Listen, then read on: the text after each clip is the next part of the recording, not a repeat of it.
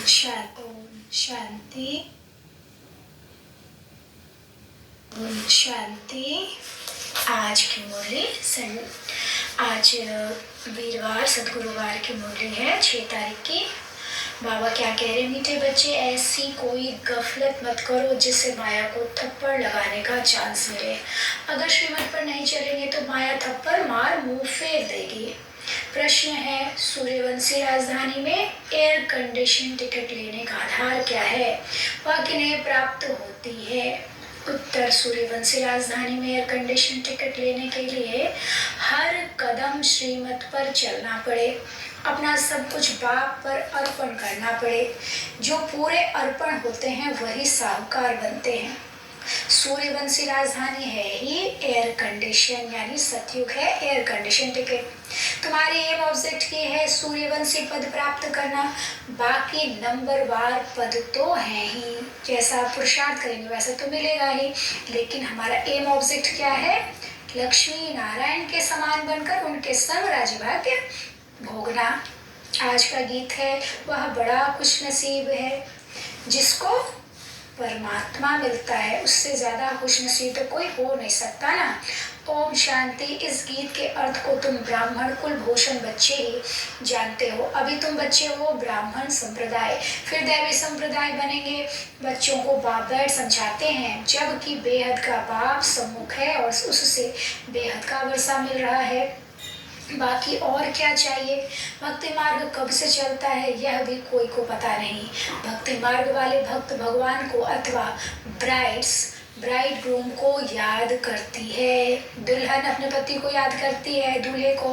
तो बाबा कह रहे हैं भक्त भगवान को और हम अपने से साजन को।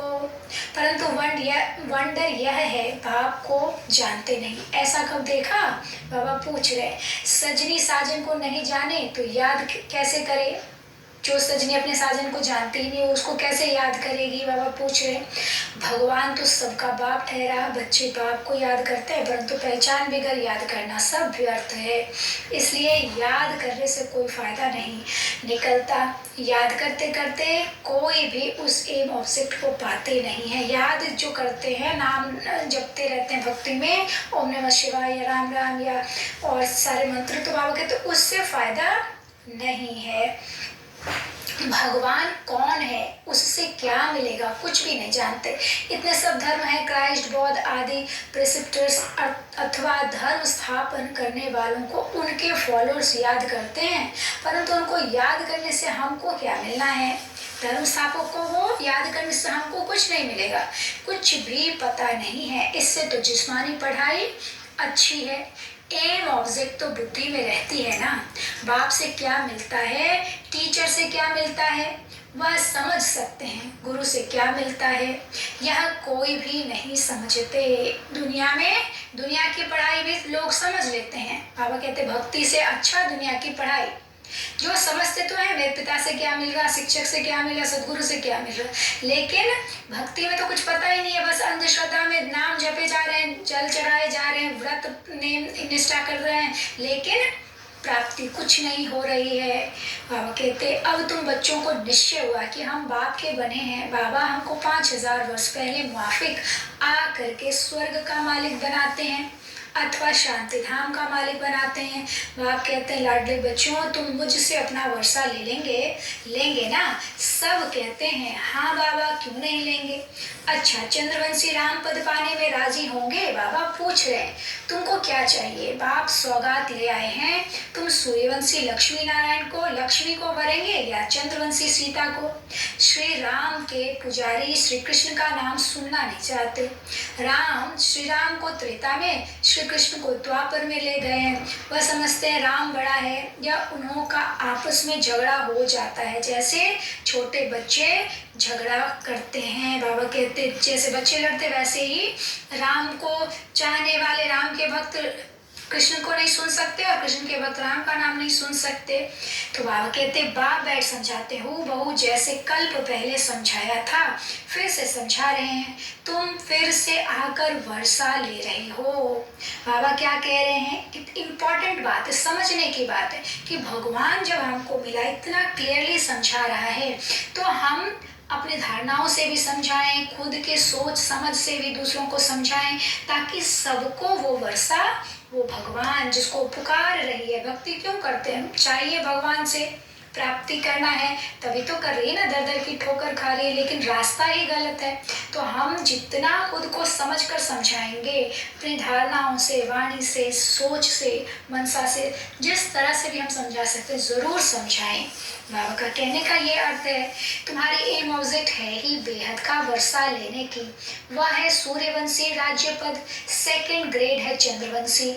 जैसे एयर कंडीशन से ऊंच तो कुछ होता नहीं है, air condition first class second class होता है ना, तो सतयुग की पूरी राजधानी एयर कंडीशन समझो, फिर है फर्स्ट क्लास। तो बाप कहते तुम एयर कंडीशन का सूर्यवंशी राज्य लेंगे, वह चंद्रवंशी फर्स्ट क्लास का, उससे भी कम तो फिर सेकेंड क्लास में नंबरवार वारिस बनो, फिर तुम पीछे पीछे आकर राज्य पाएंगे, नहीं तो थर्ड क्लास प्रजा, फिर उनमें भी टिकट रिजर्व होती है, first class reserve, second class reserve, नंबरवार दर्जे तो होते हैं ना। फर्स्ट क्लास सबसे पहले तो एयर कंडीशन सतयुगी बादशाही पहले जन्म में जो आएंगे, फिर सेकेंड क्लास जो राजाई करेंगे, अच्छा राज्य पद पाएंगे, लेकिन चंद्रवंशी वो सेकेंड क्लास और फर्स्ट क्लास हो जाएंगे, और सेकेंड क्लास जो साहूकार ये सब बनेंगे, लेकिन थर्ड क्लास हो जाएगा जो एकदम नीचे प्रजा में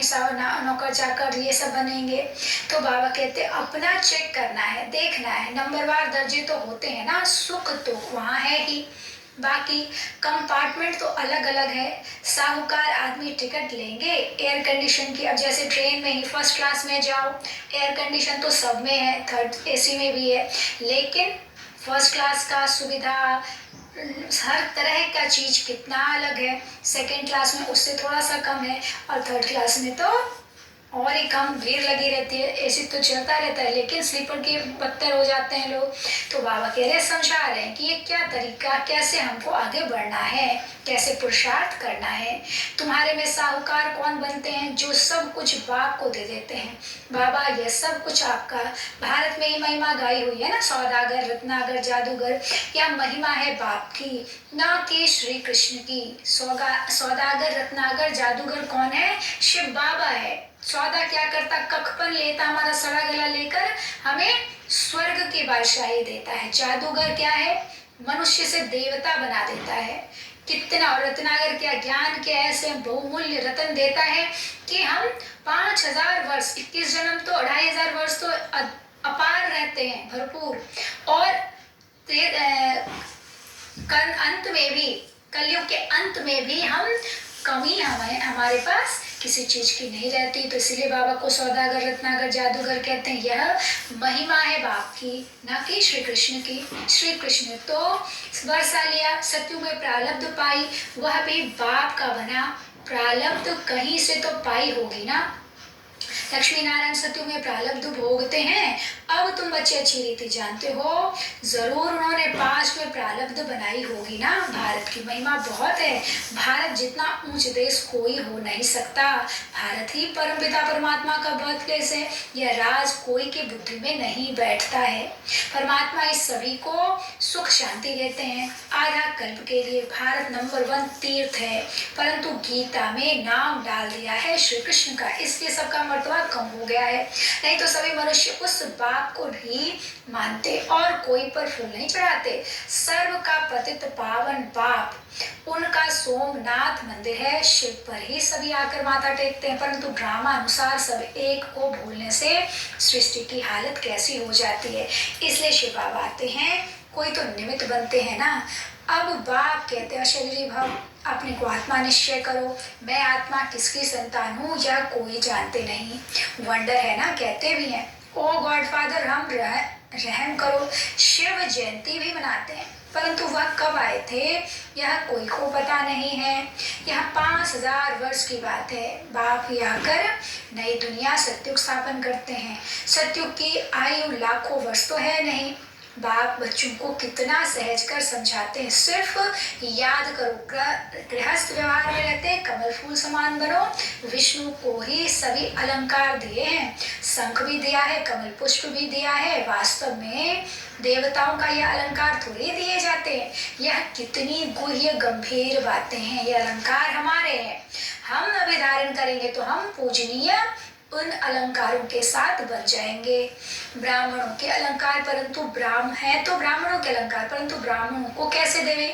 आज ब्राह्मण है, कल शूद्र बन पड़ते हैं, कल छोड़ के चले जाते, तो उसको कैसे अलंकार देंगे बाबा? इसलिए ब्रह्मा कुमार से शूद्र कुमार बन पड़ते। माया देरी नहीं करती। अगर कोई गफलत की, बाप की श्रीमत पर न चला, बुद्धि खराब हुई तो माया अच्छी तरह चमाट मार मुंह फेर देती है। मनुष्य गुस्से में आकर कहते हैं ना, थप्पड़ मार मुंह फेर दूंगा, तो माया भी ऐसी है। बाप को भूले और माया 1 सेकंड में थप्पड़ लगाए मुंह फेर देती है। जैसे 1 सेकंड में जीवन मुक्ति पाते हैं, ऐसे 1 सेकंड में जीवन मुक्ति खत्म कर देते हैं। कितने अच्छे अच्छे को माया पकड़ लेती है, देखती है या कहाँ गफलत में तो नहीं है, झट थप्पड़ लगा देती है। बाप तो बच्चों का मुंह पुरानी दुनिया से फेर कर नई दुनिया तरफ करते हैं।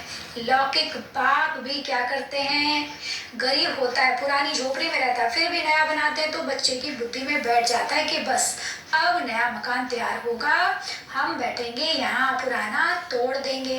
तुम्हारे लिए भी अब बाप ने हथेली पर बहिष्ठ लाया है, वह वैकुंठ लाया है। कहते हैं ना, लाडले बच्चे आत्माओं से बात करते हैं। इन आंखों द्वारा तुम बच्चों को देख भी रहे हैं।